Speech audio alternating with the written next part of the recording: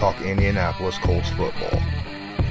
We're going to stick to what we know, fundamentals and technique, 1% better every day. What's going on, guys? I'm on YouTube. Apparently Sportscaster's not working right now. I don't understand why, but we'll get that fixed soon enough. But since I'm here, I might as well do what I'm doing, right? I'll get it figured out later. But right now, I want to welcome those of you that are on YouTube right now watching me. Thanks for joining. I'm Lawrence Owen. This is Colts Law. Quite frankly, the Indianapolis Colts pass defense, statistic-wise, and by eyes, because if you watch games, you understand that it's just been awful, right? It has.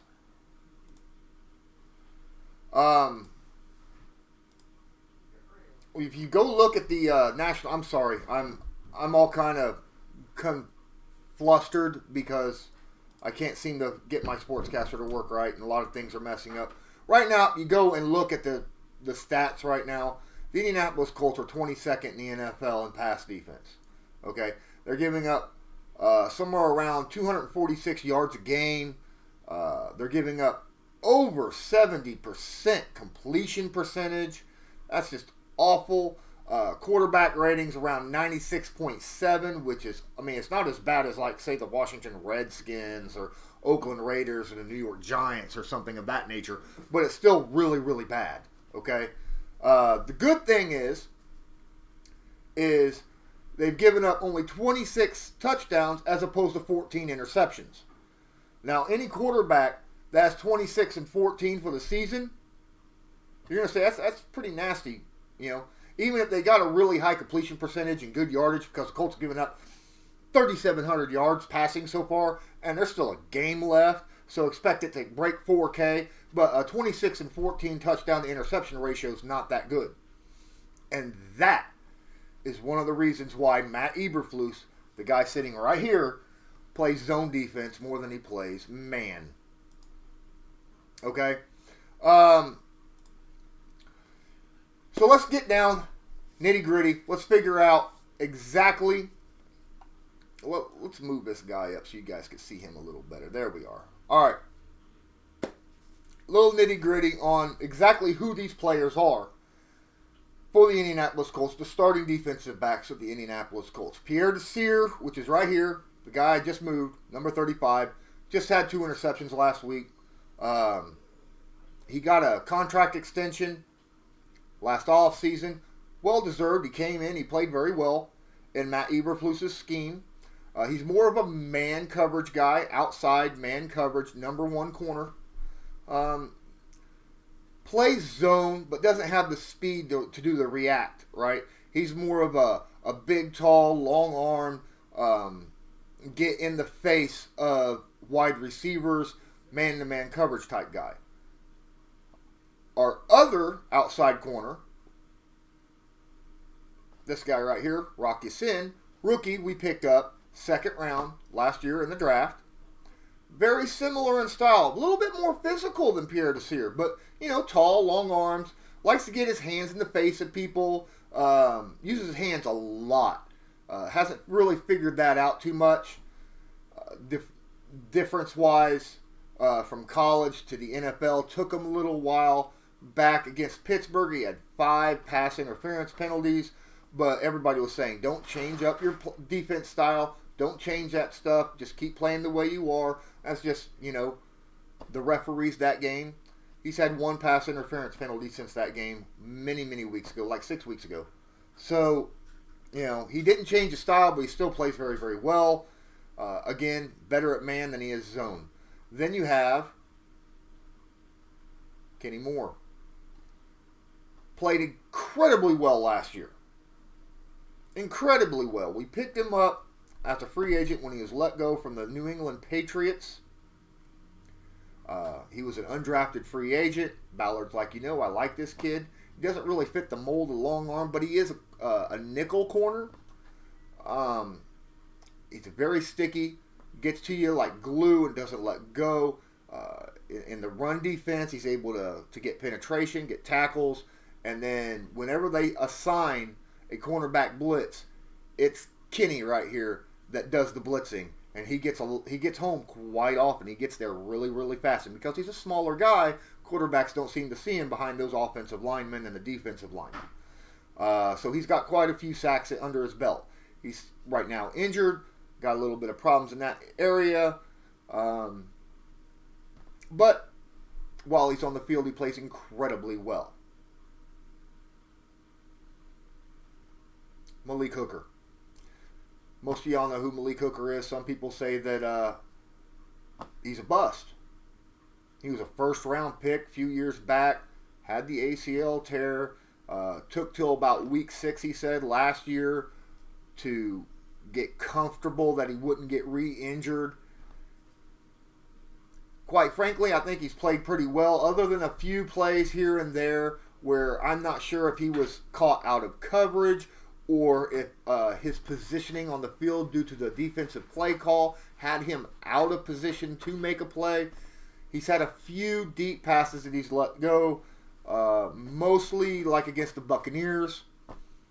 But otherwise, I think he's played quite well. He's got the athleticism, the speed to play that center field safety position. And he does that actually really, really well. The other guy here beside me, number 26, is Clayton Geathers. Not much for coverage, but you can't ask for a better box safety. The guy is great in run support. He can cover your slower tight ends. Just really good in run support, really good if you need an extra safety to come up and blitz the quarterback, things of that nature. But I don't ask him when you got 2 single back safeties in the back covering half the field. I wouldn't want Clayton Geathers doing that myself. But like I said, he's a specialist type safety. The other guy, Khari Willis. Oh, my cat. Little shadow here is making a little photo bomb. My apologies. And then my wife, she's making a voice bomb in the background because she liked that. Khari Willis, number 37. He is more like Malik Hooker, right? Tall, long, athletic, has really good instincts to get towards the ball. He's came in, he's played quite a bit as a rookie, and has done really, really well when Clayton or Malik has been injured, filling in their shoes, doing things that, they would normally do. Now, let's talk about defensive schemes, because as I said earlier, this guy right here, Matt Eberflus, he loves zone defense. He came from Dallas 2 years ago, absolutely loves like the Tampa 2. He loves playing a 4-zone, a 3-zone, a 2 deep, just most zone. The Indianapolis Colts the past 2 years has been the most or at the top of teams in the NFL that plays zone defense more than man, than any other team in the NFL. And what zone defense is you got guys who don't actually stick to their players, all right? They're not assigned a player like in man defense. In man defense, you're assigned an offensive player, and you follow them. You stick to them. You follow them. Wherever they go on the field, you follow them. You try to break up any play that they make, okay? In zone defense, it's completely different. You go to a specific spot on the field, right? Whether, let's say you got a corner here, corner here, and then your 2 safeties, right? That is your typical cover 2 defense. 2 deep safety. It's there not only to protect the deep ball. Whenever a player goes through your zone, you're kind of shadowing him, then you let him go. But your eyes are always in the backfield watching the quarterback. So when the quarterback throws the ball, it's instantaneous reaction by the defensive backs to converge on the person that the ball is going to. The idea of a zone defense is to allow the catch in front of you. and then make the tackle immediately, allowing no yards after catch. Okay?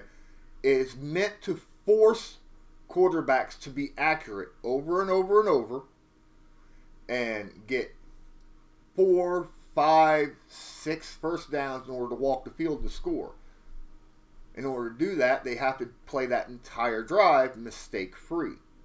Now, the problem with that, against good veteran quarterbacks that have seen these zone safeties or these zone schemes, they know where those holes are, and they'll tell their wide receivers, go to this spot. You know, if you got a guy here, and a guy here, then he says to his wide receiver, go to this spot. There's no one there covering it. And as soon as you get there, I'll throw the football. Easy completion. It's like playing catch, right? Now, the problem for that quarterback is that if you have pass rush, you don't have time for your wide receiver to get to that spot. You have to throw a little early or a little late, you know, a little in front or a little behind. And that's where the zone defense comes in, because they're all looking back there. And if you got to throw a little behind or a little forward, then the defensive back can make a play on the football. But if he's not under pressure by the defensive front seven, he'll have the time. It's just pass and catch all day. All he's got to do is be accurate with the football. And the wide receiver just got to catch it, not drop the ball. All right. So because Matt Eberflus plays this 70% of the games that he plays, 70% of the snaps this year, and we played against incredible quarterbacks, Pat Mahomes, Drew Brees, Deshaun Watson twice, guys like that, Phillip Rivers. These guys know how to play against a zone defense. They absolutely can cut one of those apart. You know, they could cut the heck out of it. So don't expect it. Don't expect a zone defense to be able to hold a good quarterback to, say, under 250 yards passing. It's not going to happen. It just don't. Man coverage can do that, but when you play man coverage, you give up the chance. Broken coverage or something, a quarterback who's able to scramble when you're playing man, your eyes are not on the quarterback. That scrambling quarterback can just take off and get as many yards as they darn well want. If you're playing man coverage and you got a speedy receiver and that guy covering that guy is not able to keep up with him or gets caught on a double move or something and he goes deep or whatnot, he has no help because there's no eyes there watching the football to where it goes. Every player who plays man coverage on defense has to be at the top of their game because he has no help. Not like in zone where you got everybody on that side of the field there to help you stop a big play from happening. So it's a win-loss situation on either way you play. There's pluses and there's minuses to playing zone and man. Matt Eberflus prefers to play that zone, play it safe. All right? Now, quite frankly, these guys for the Colts have been playing under this scheme long enough because they're a young defense. And they've been playing long enough that I think he could start playing a little bit more man press with a little bit more blitzing up the center with the front seven, even a corner or safety blitz more often. But either way, these guys, they're doing their job. They're doing what Matt Eberflus asks them to do. Yes, they're giving up high completion percentage. Yes, they're giving up yards. But that's the scheme that Matt Eberflus is asking them to play. Give up the catch, give up the completion, give up the yards. Make the tackle, make them do it again and again and again and again until they can't do it no more, until that incompletion happens and they got to punt it or turn it over on downs. That's what Matt Eberflus likes. So I hope I helped you understand a little bit about the Colts defense, pass defense. I personally, I like the zone defense when it's a young secondary because it's easy to play and you're able to help each other out. But these guys have been playing long enough together to understand each other. And I think that the front guys should play man. And you have one safety playing deep to play cleanup in case someone gets beat. Malik Hooker is that guy. Malik Hooker can do that. And if Malik Hooker's not there, Kari Willis can do that as well. We have the manpower to play man with a single high zone. We have it. And they are experienced enough now with each other to do it. Matt, please, I would love you to do this more often. Try it this game. Try a 70% man coverage against Jacksonville this coming Sunday. Okay? Leave your single high safety back there for cleanup in case something happens. But play that man, play man press, and blitz a little bit more. Send Darius Leonard, send Anthony Walker, send Bobby Okereke. If Kenny Moore could come back and play, send him. Or Clayton. Or even Kari. Whoever's on the field at that other safety position. That's what I'd like to see. I'd like to thank everybody that's here watching. I'd like to thank everybody who has been watching this stream, enjoying my stream. I will absolutely be bringing a lot more live streams in the future as soon as I figure out how to work this caster.io, because apparently I'm not able to get Sportscaster connected to it. But when I am, then I will be doing it even more and more and more often, and then I'll add more platforms like Facebook and things of that nature to my streams. That way I could get more of you guys to actually watch and see what I'm talking about. I'd love to do my game reaction this Sunday against Jacksonville, doing this specific thing. But until next time, I'm Lawrence Owen. This was Colts Law. We were talking about understanding the 2019 Indianapolis Colts secondary.